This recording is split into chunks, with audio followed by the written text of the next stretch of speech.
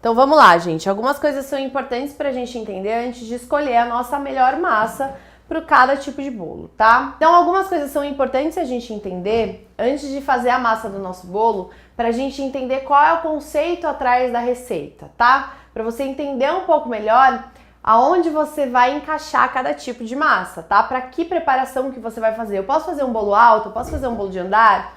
Esse bolo é legal para fazer, sei lá, um bolo de pote, é legal para fazer um cupcake, é legal para fazer um rocambole. Para que serve cada tipo de massa de bolo, tá? Então, aí a gente entra num assunto muito legal, que são os métodos de preparo.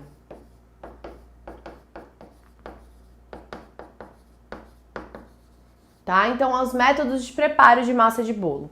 É legal a gente entender isso, porque assim que você souber isso, a hora que você bater o olho na receita, você vai saber como que você tem que fazer. E você vai saber, se você mudar o método de preparo, você vai ter um resultado diferente. Tá? Então é bacana a gente entender muito bem isso daqui. Então existem aí, ó, principalmente 3 tipos de métodos de preparo quando a gente fala de massa de bolo. Então a gente tem o método espumoso, o método direto. O método direto, gente, ele tem muitos nomes aí no mercado, tá? Mas eu gosto de chamar de método direto. E o método cremoso. Então, o que é cada método aqui? Onde se encaixa cada tipo de bolo, tá? Então, quando a gente tá falando de um método espumoso, o próprio nome dele já diz, espuma, né? O que faz espuma? Ovo, a aeração dos ovos. Então, sempre que a gente tem lá um método de preparo, onde a gente pega os ovos inteiros e bate com açúcar e bate até crescer o volume, ou então bate as gemas com açúcar e depois entra com claras em neve, a gente está falando de um bolo de método espumoso. O bolo de método espumoso, ele tem uma fermentação muito maravilhosa que a gente chama de fermentação mecânica, tá? Que a fermentação vem dessa aeração dos ovos. É isso que vai fazer aquele meu bolo ficar fofinho e crescer dentro do forno, tá? Então a gente tem esse tipo de fermentação aqui também no bolo de método espumoso. O que é um bolo de método espumoso? Um pão de ló,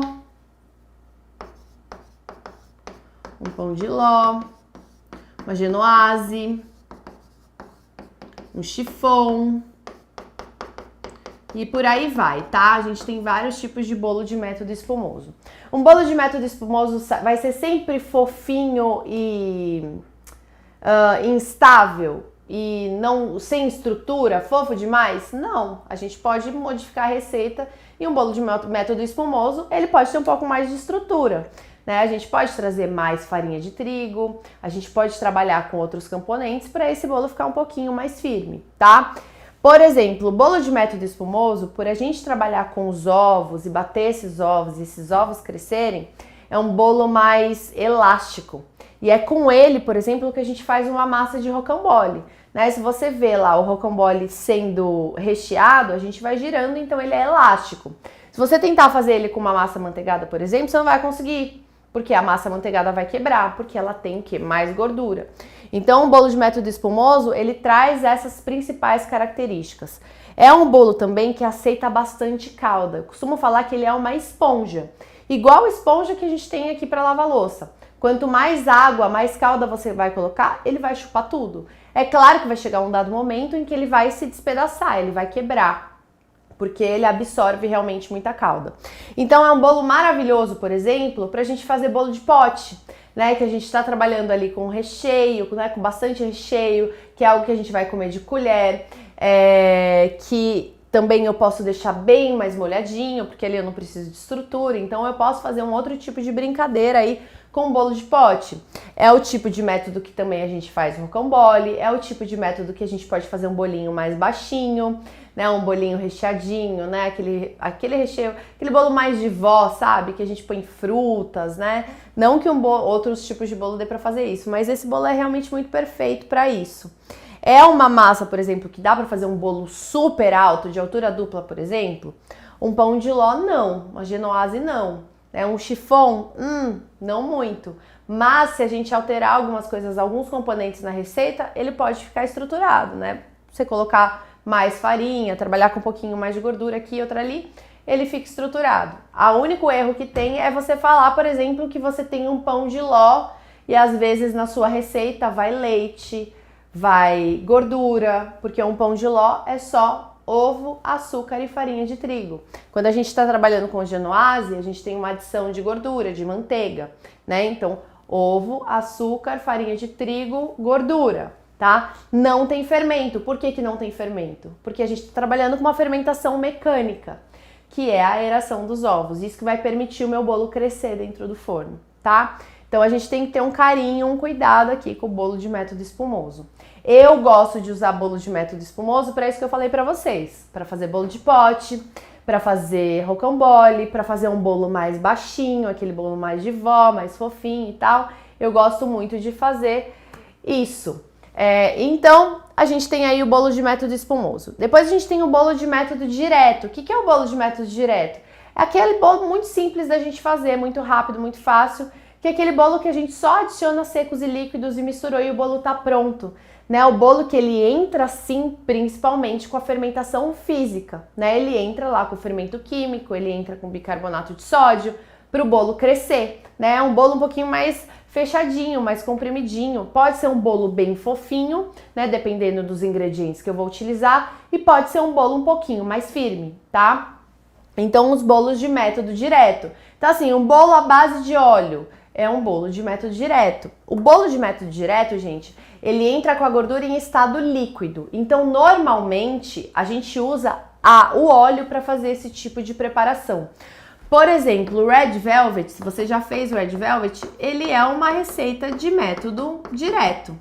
E ele vai manteiga, só que a manteiga vai entrar em estado líquido. Eu preciso derreter a manteiga para adicionar ela na minha receita. Então é importante a gente saber alguns fatores. Então eu dependo 100% de uma fermentação física, né, do meu fermento químico, do meu bicarbonato, para o meu bolo crescer. E aí a gente tem os bolos de método cremoso, né, as nossas massas amanteigadas. Por que a gente fala que a massa amanteigada ela é bem estruturada, né? É um bolo bem estruturado, gente, é um bolo mais firme, né? É um bolo mais parrudão, que aguenta, né, muitos andares, que aguenta ser alto.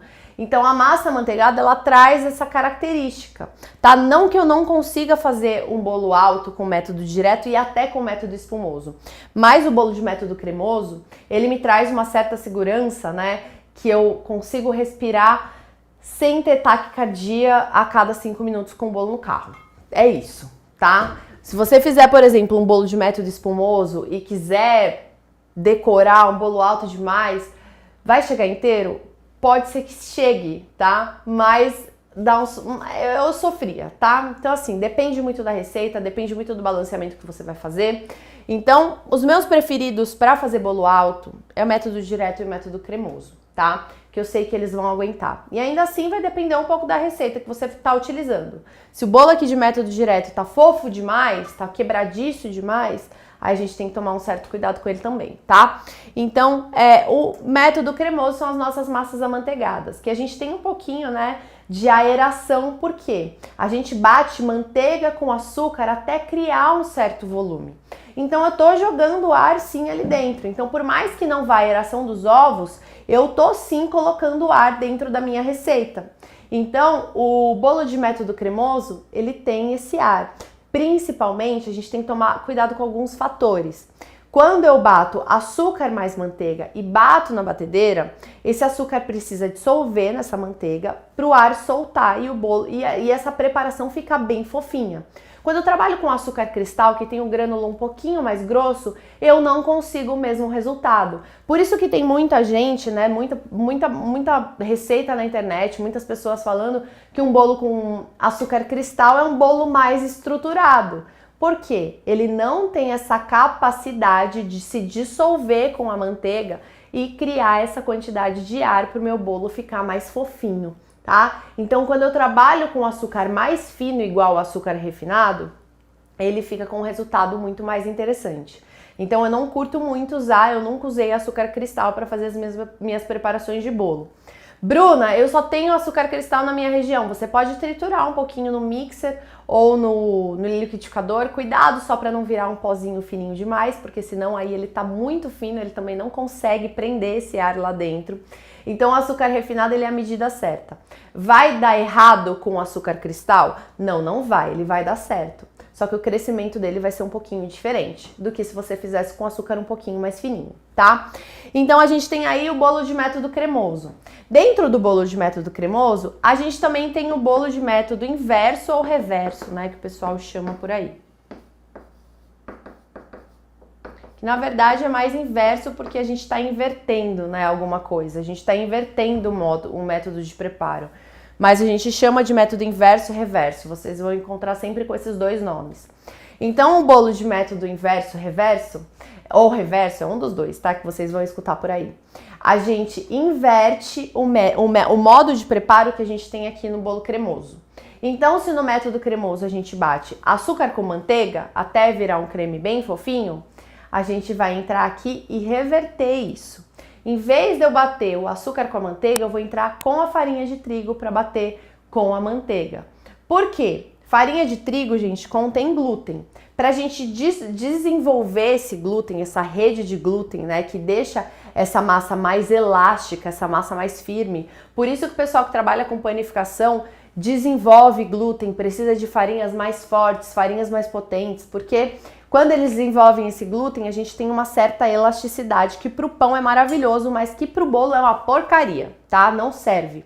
E aí, quando eu faço essa questão de desenvolver o glúten, misturei lá água, qualquer líquido, tá? Com a farinha de trigo. E eu coloquei uma força mecânica, então, ou eu tô sovando, ou eu tô batendo, ou tá no liquidificador, ou tá na batedeira. Eu tô desenvolvendo esse glúten da minha farinha de trigo. E quando isso acontece, eu vou ter um resultado horrível do meu bolo. Meu bolo vai ficar duro, vai ficar embatumado, vai ficar solado, não vai ficar um resultado tão legal, tá? Ele não vai ficar fofinho igual deveria ser. E aí, quando a gente inverte esse método de preparo, quando a gente tira a farinha de trigo lá do final e coloca ela aqui no começo para se envolver com a gordura da manteiga, a gente faz com que essa gordura proteja a proteína dessa farinha de trigo, impossibilitando dela desenvolver o glúten com maior rapidez. Não é que não vai desenvolver, é que a gordura ela impede esse desenvolvimento da rede de glúten. Então acaba deixando um resultado de bolo muito mais fofo, tá? Então a gente consegue inverter o método. Coloquei a farinha lá no começo e aí depois eu faço o restante. Então eu misturo lá manteiga com farinha de trigo, com açúcar, bato até virar uma farinhazinha e aí eu venho com os líquidos. Então mesmo eu entrando com os líquidos e batendo bastante tempo na batedeira, que eu digo bastante tempo, gente, é sei lá, 3, 4 minutos, tá? É o tempo suficiente para eu envolver toda a minha massa ali. A minha farinha, as proteínas da minha farinha estão protegidas pela gordura, tá? Então eu vou ter um resultado de um bolo bem mais fofinho. Então isso aí é o bolo inverso ou reverso, tá? Que vocês vão escutar por aí. A gente tem também, gente, um método de preparo, né? Um modo de preparo aqui que a gente chama de híbrido, que ele é a mistura de dois métodos, tá? Então é híbrido, é como se fosse um carro elétrico que também aceita combustível, tá? É um método híbrido. Então, por exemplo, eu posso pegar aqui o bolo de método cremoso e ao invés de colocar os meus ovos inteiros na massa, depois que eu bater o açúcar com a manteiga, eu vou só colocar as gemas e aí eu vou bater as claras em neve e depois vou adicionar no final da receita. Então eu tenho um bolo de método híbrido, tá? Aqui eu combinei dois métodos de preparo. Eu combinei o espumoso com o cremoso. Eu posso fazer a mesma coisa aqui no bolo de método direto, por exemplo, tá? Eu posso fazer toda a questão do método direto, entrar só com as claras em neve e envolver ali e pronto, meu bolo tá pronto, tá? Um bolo de método híbrido, tá? Só para vocês saberem aí que tem como a gente fazer essa brincadeirinha aí. Por exemplo, eu peguei uma receita de um método cremoso, que vai manteiga, Quando a gente fala de um método cremoso, gente, a gente tá falando de uma quantidade considerável de manteiga. E aí eu quero que esse bolo não seja de método cremoso, eu quero fazer esse bolo de método direto. Eu posso fazer? Então eu vou derreter a manteiga e vou misturar líquidos com secos. Posso fazer isso? Posso. O resultado vai ser igual? Não, vai ser completamente diferente. E isso é legal você entender, porque quando você muda o método de preparo, com a mesma receita, você tem um resultado de bolo completamente diferente, tá? Então por isso que é tão importante vocês entenderem sobre o método de preparo.